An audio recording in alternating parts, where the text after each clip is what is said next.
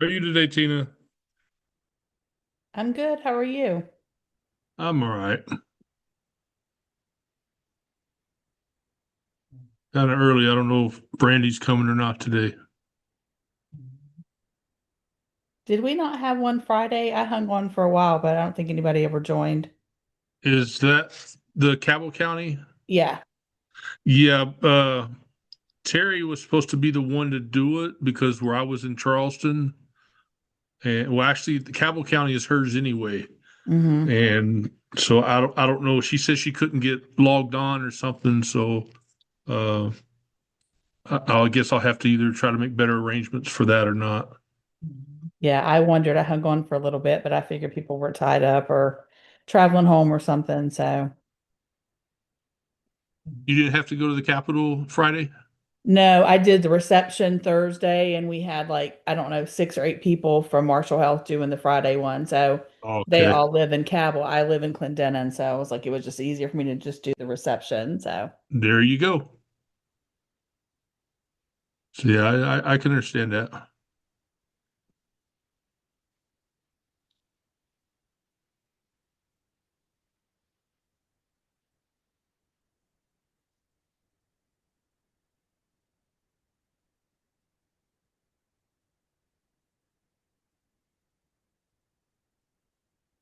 Jonathan, is things melting down your way? Uh, little bit. Not. I mean, I wish it would melt a little bit faster, but it's still the roads are clear. That's the good part, And like I live on a back road, so that's clear, But everything else though is like you still got snow everywhere else, and I'm afraid that like in the past when it melts, it ends up flooding everything. Right. So that's what I'm waiting to see happens now. Looks like tomorrow's going to be the day to melt. That'd be good. I mean, but then I hear we're getting snow again this weekend, so I don't know. I don't I am know, not if surprised. Did you guys just fill those reach positions? About a month ago, I'd seen some posted, but I hadn't heard any. Yes, we hired three new individuals. They will start next Monday. Will be their intake and stuff. I don't think my position is going to be like, I'm still going to be here and doing other stuff as well. So uh, I don't think they hired anybody to do the Zoom meetings and the councils and stuff like that, which, it's okay. But I'm going to be starting to do more out of the office work too. So like I've been going to a parole a lot. Now that we have someone, a navigator for Boone County, he'll be doing most of the Boone County stuff, and then I'll be doing more Mingo, Logan in this area.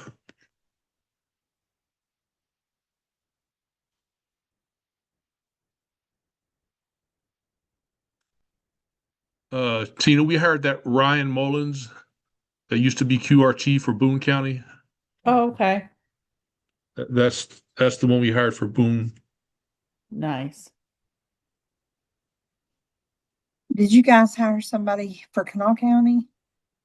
Uh,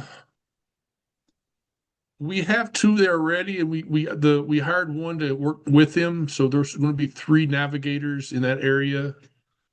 And then we hired another one for the like Cabell County, uh, Cabell, Lincoln, and I can't remember which other county is over that way. But yeah, we did hire three new ones. So yeah, so one is going to Kanawha, that region, because we have Kanawha, Jackson, and I want to say Putnam. Yeah, all those areas there. I knew several people that applied for that Kanawha County one, but I didn't hear who they actually hired. I don't know if I know we'll probably come out with a announcement with the Reach initiative here, probably next week when they start, who was actually hired.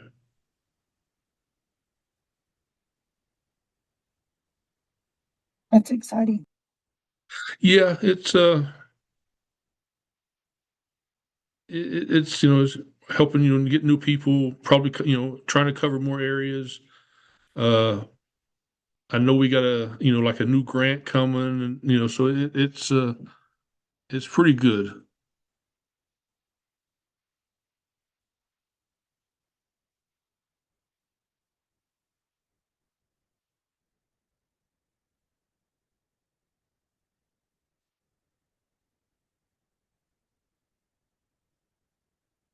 Well, it's after 3. Tina, you got anything new going on? Stopwatch meeting is tomorrow at Boone Health Department at 1 o'clock. Is So, that you guys, or is that Rider Futures or Boone Memorial doing that? yeah, so Boone Memorial has that now. It was managed by the health department, and then it just became a little bit too much for Angie to handle. So Brighter Futures took that over in October. So those grants are renewed every year. So they should, at least have it for a year. So Right. and we're planning the community baby shower. So if you guys haven't been involved with those, it's a really good time to meet with young families that are pregnant or have kids up to, I want to say maybe just a year or so. I can't remember. Each county kind of does it a little bit different, but I know that it is in April. So let me see when it is. Pretty sure April 7th. And that'll be at the health department as well from 12 to 2. So anybody who wants to come and set up a table is more than happy to come and hand out information. It just varies from county to county, but we usually have about 25, like I said, expecting or new moms there. And their partners, sometimes they bring their moms or their spouses or their a Okay. significant other. So it's a good time to let them know what's going on in the community. A lot of them are struggling, as new parents and have, a history as well to navigate through. So if you're interested in attending that, just let myself know and I'll get with the planning committee and add you so you'll have a table there. So um, we are still waiting on direction from the state. So the rural health grant was awarded. So West Virginia got one of those awards. So it'll be 199 million each year for 5 years. So they asked us to submit the Acorn project for a statewide rollout. So we I think like 150 pages of just the stuff that Marshall and the Acorn project would include. So as soon as we find out what direction, we don't know what the final document was that was submitted for all the statewide continuum. So probably after legislative session, we'll get more direction about what they put together, in that final application and what they're going to want us to do. I do know that we had asked to roll it out for our 10 counties, the initial ones that we were going to do, and then roll it out statewide. So that's the project that will be an entire continuum, all the way from prevention and intervention, all the way to treatment, recovery, reentry, housing, transportation, all those things. So it's a huge project.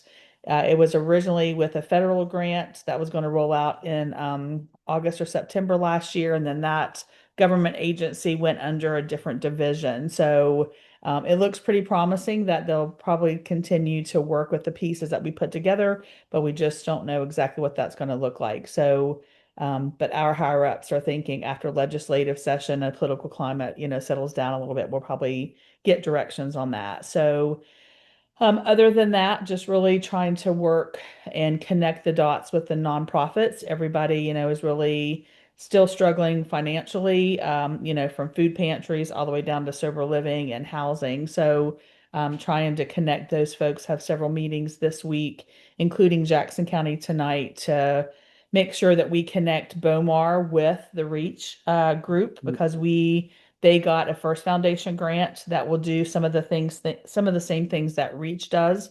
So I want to make sure that we're maximizing those dollars and not duplicating services. So as soon as I get with them and get what their final document looks like, I'll let you guys know as well.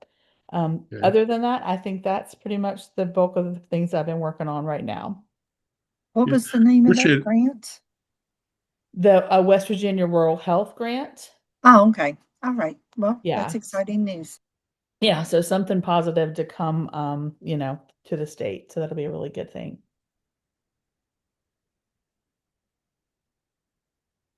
And I do know that Boone Memorial put a section of that grant together as well. So I'm sure all the counties that we are involved in will have a role in that grant as well. Thank you, Tina.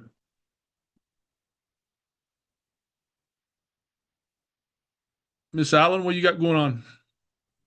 Oh, I'm in the same old same kind of phase of the winter right now, I think. For those I haven't met, my name is Kaylee Allen. I am the statewide Jobs and Hope attorney working with Legal Aid of West Virginia, and I try to pop into a couple of these throughout the month. I transitioned from working in 7 counties to 55. So this is a really fun way for me to get to know what's going on in the parts outside of my home base area. Share updates if I ever have any about what we're doing with Legal Aid and Jobs and Hope. Most recently, I was at Day of Hope in the Capitol. It was a great event.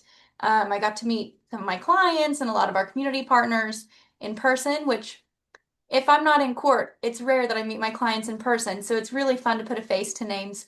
That's a rare treat for me. But nothing big coming up this month other than the point in time count with the Homelessness Coalition. If anybody else was signed up for that last month, we got snowed out. It was during the height of the snowstorms, so I was grateful for the reschedule.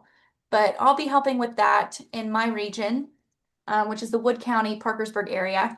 But it did get rescheduled to February 26th. So if anybody follows along with the Homelessness Coalition, I am not directly tied with them, but we go to a lot of events together.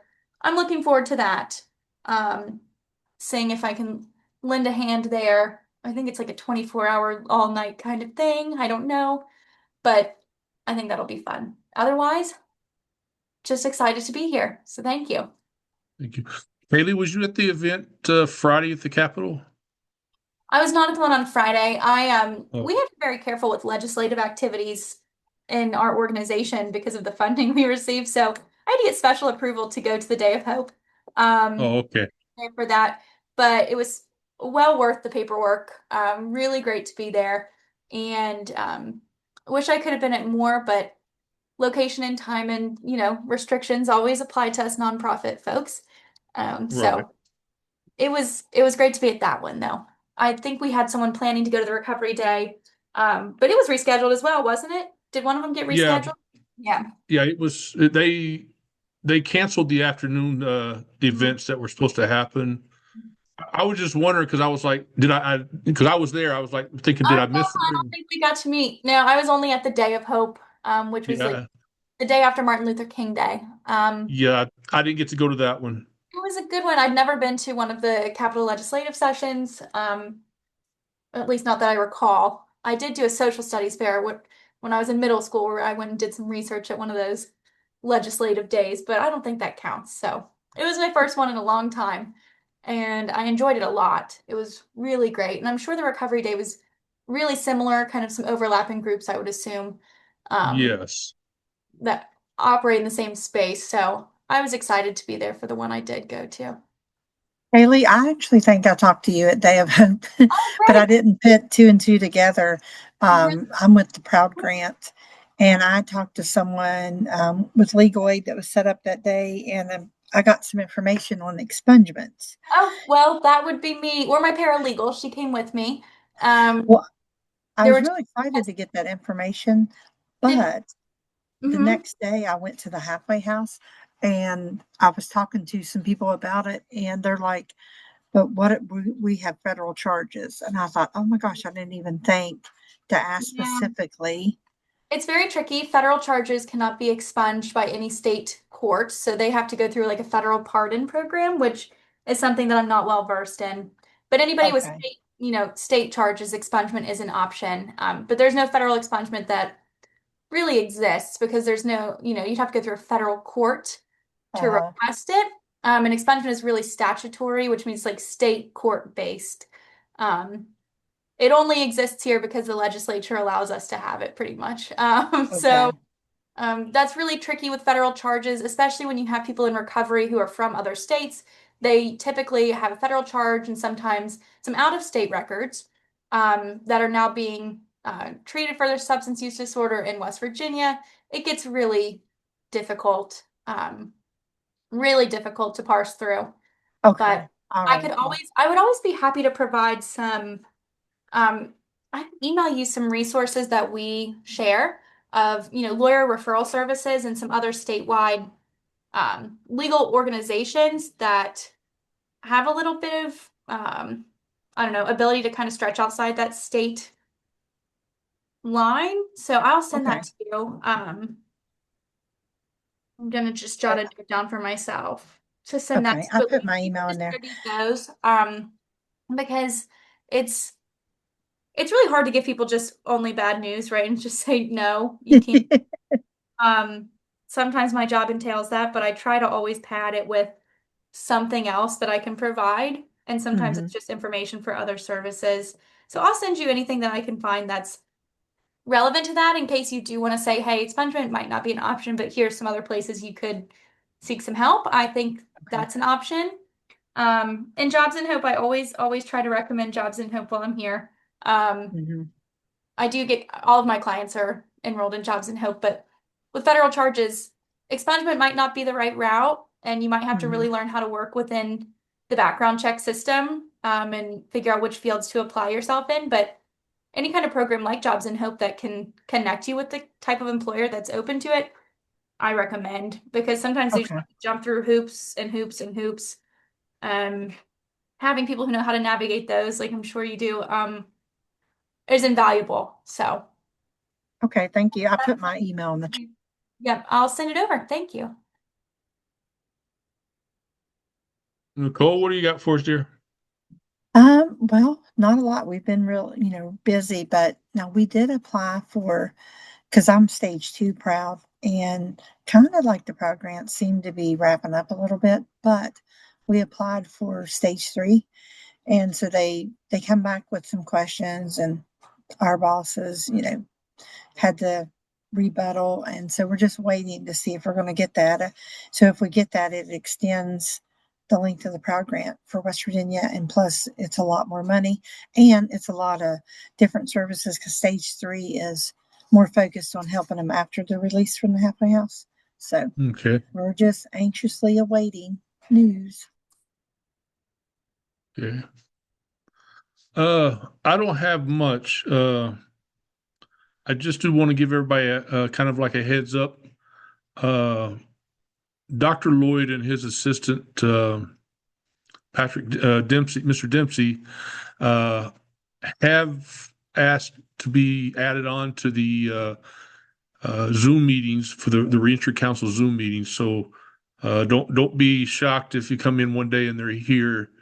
They're wanting to get involved with Reach, not Reach, but with the reentry councils, just to see what ways they can help out, make it better. Maybe they have connections that will help me fill these vacancies that I have on for the chairpersons and stuff.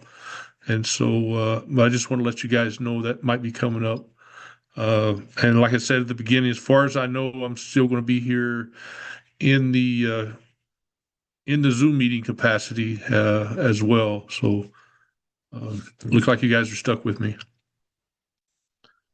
Other than that, I don't have anything else. And Brandy didn't send me any emails saying whether she was going to be here or she has somebody to speak. So I don't want to keep you guys here and have nothing to talk about. So uh, unless you have anything, I'll let you guys go. If you need help with anything, send anything out, flyers, feel free to email me and I'll put them out where you need to go. Thank you, ladies. Have a good day. Awesome. Thank you. Thank you.